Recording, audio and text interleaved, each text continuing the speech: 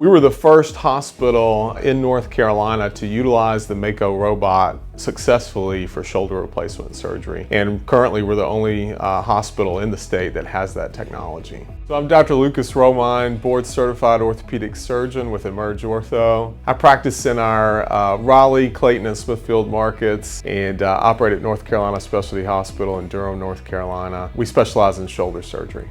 The MAKO robot is really the market leader and the one that has been the most established for orthopedic surgery. And we have that MAKO robot at North Carolina Specialty Hospital.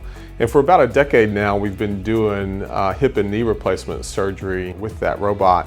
And what's exciting is now we have the capability of bringing that into the world for shoulder replacement. For me, the robot does a couple of things. It improves both our accuracy and our precision, putting in the implants for shoulder replacement. And this can lead to several important factors. We don't have to make as big of a dissection. We can execute a plan preoperatively using our three-dimensional software and then guarantee that that plan gets implemented at the time of the surgery and really just eliminates the possibility of misplacing or malpositioning any of the components. In years to come, I really expect patients to say that they had a faster recovery, that they're thrilled with the surgical experience that they had at Specialty Hospital.